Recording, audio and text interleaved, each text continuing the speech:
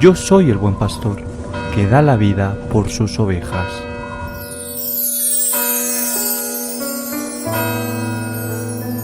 En aquel tiempo Jesús se retiró a la región de Tiro y Sidón. Entonces una mujer cananea, saliendo de uno de aquellos lugares, se puso a gritarle: «Ten compasión de mí, Señor, hijo de David. Mi hija tiene un demonio muy malo». Él no le respondió nada. Entonces los discípulos se le acercaron a decirle: «Atiéndela, que viene detrás gritando». Él les contestó: «Solo he sido enviado a las ovejas descarriadas de Israel». Ella se acercó y se postró ante él diciendo: «Señor, ayúdame». Él le contestó: «No está bien tomar el pan de los hijos y echárselo a los perritos». Pero ella repuso: «Tienes razón, Señor, pero también los perritos se comen las migajas que caen de la mesa de los amos». Jesús le respondió: «Mujer, qué grande es tu fe. Que se cumpla lo que deseas». En aquel momento quedó curada su hija. Palabra del Señor. Gloria a ti, Señor Jesús. Como siempre, tantas enseñanzas en cada fragmento del Evangelio. En primer lugar, una enseñanza acerca de la petición. En general no sabemos pedir. Aunque utilicemos la fórmula de petición, te pido, estamos en realidad exigiendo. El que pide demuestra que pide no cuando se lo dan, sino cuando no se lo dan. El que pide no exige, y si no se lo dan, no se enfada. El que pide bajo la forma de petición, pero en realidad está exigiendo, cuando no se lo dan, se enfada. Ahora bien, aquí lo primero y sorprendente es el ejemplo que pone Jesús. Está comparando a esta mujer con un perro. Lo suaviza diciendo con un perrito, un cachorrito. Bueno, es más suave ciertamente, pero no hay que olvidar que el perro era, junto con el cerdo, animales inmundos que no se podían, desde luego, comer, y hoy todavía no, por las características físicas del perro, excepto en algunos lugares de Asia. ¿Por qué hace esto el Señor? Hay un ejemplo en el Antiguo Testamento que sirve para entender los motivos de Cristo.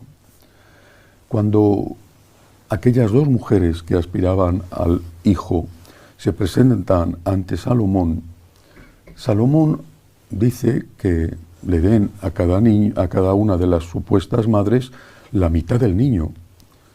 La madre verdadera dice que no, que de ninguna manera, que prefiere que se lleve el niño la otra, aunque no sea su madre, pero que el niño siga vivo. Entonces ese amor es lo que hace ver a Salomón cuál era la verdadera madre. El Señor está haciendo algo parecido. Sabe lo que va a ocurrir, es Dios, lo sabe todo. Sabe lo que va a ocurrir. ¿Para quién está dando la lección? Para sus discípulos. Porque sabe lo que piensan sus discípulos. Se vio mucho más tarde con el tema de la introducción de paganos dentro de la Iglesia, límites que rompió San Pablo. Sabe lo que piensan sus discípulos y pone en su boca, en la boca del propio Jesús, lo que piensan ellos. Solo he sido enviado a las ovejas descarriadas de Israel. Y le dice a esta mujer lo que piensan ellos. No está bien tomar el pan de los hijos y echárselo a los perritos, porque sabe lo que va a ocurrir. Lo mismo que Salomón con aquellas dos madres, sabe lo que va a ocurrir. Sabe que la madre verdadera, Salomón lo sabía, iba a renunciar al hijo antes que verle muerto. Y quiere dar una lección, no a esta mujer, sino que quiere dar una lección a los apóstoles para que entiendan que todos son bienvenidos en la Iglesia y que no puede haber una cuestión de racismo para admitir a alguien en la Iglesia. Y quien dice racismo, dice economía o motivos políticos. Todos están llamados a ser hijos de Dios. Me gusta mucho la frase que dice y repite el Papa Francisco. Todos, todos, todos caben en la Iglesia. Siempre ha sido así. Si no fuera así, ¿cómo cabríamos nosotros, que somos pecadores? Lo que no cabe en la Iglesia es todo. Todos sí, todo no. Pero hay mucho más en este Evangelio. La mujer responde maravillosamente, demuestra que no está exigiendo, sino pidiendo, actúa con humildad, que no hará una madre para conseguir la liberación de su hija, en este caso además la liberación del demonio, que es una de las cosas peores, si no la peor, que le pueden pasar a una persona. Esta mujer reacciona con humildad, el Señor ya ha hecho su catequesis y ahora va a hacer lo que ella pide. ¿Pero qué dice? Dice, mujer, qué grande es tu fe, que se cumpla lo que deseas. ¿Y por qué dice Jesús, qué grande es tu fe y no, qué grande es tu humildad? Hubiera sido más apropiado a lo que ahí acababa de ocurrir, un acto de humildad, por supuesto un acto de fe también, pero un acto de humildad. ¿Por qué dice el Señor, qué grande es tu fe, ante la humildad de esta mujer? Porque no puede haber fe, de verdad, no puede haber fe sin humildad. La humildad es el requisito de la fe. Es la materia prima sobre la cual el Señor nos dará el milagro de la fe. Nos lo ofrece a todos, pero no todos lo aceptan. Cuando se dice que la fe es un don, se está diciendo algo que es correcto, pero no todos aceptan la fe, porque la fe exige como paso previo la humildad. Es decir, la fe en creer que Dios existe exige como paso previo saber que tú no eres Dios. Si tú te consideras Dios, ¿cómo vas a aceptar la existencia de un competidor que está por encima de ti y que tiene autoridad sobre ti? No puedes aceptar el misterio de Dios porque tú te estás considerando Dios. Ese es el problema, la soberbia. Y por eso tantos jóvenes y adultos hoy ya han perdido la fe, porque han renunciado a ser un planeta que gira alrededor del Sol. Y quieren ser ellos el Sol, alrededor del cual giran todos los demás. Todos tienen que estar a su servicio para hacerle feliz. Cariño, ya no siento nada por ti. Cariño, ya no me haces feliz. Todos quieren ser el Sol. La soberbia de creer que se lo saben todo, que lo pueden todo y que pueden llevar a cabo todo lo que les apetece, es el motivo del rechazo de Dios hoy. No puede haber fe si no hay humildad. Y el primer acto de humildad consiste en decirte a ti mismo, soy un ser humano. Magnífico ser humano, con cualidades extraordinarias, pero soy solo un ser humano. Un magnífico ser humano, sí, pero un ser humano, no soy Dios. En este sentido, creo que hay que decir algo también, que quizá a alguno le sorprenda lo que voy a decir. La liturgia antigua, la liturgia en latín, con el sacerdote de espaldas al pueblo, una liturgia que hoy llamamos tradicional, tenía una ventaja, la ventaja del misterio.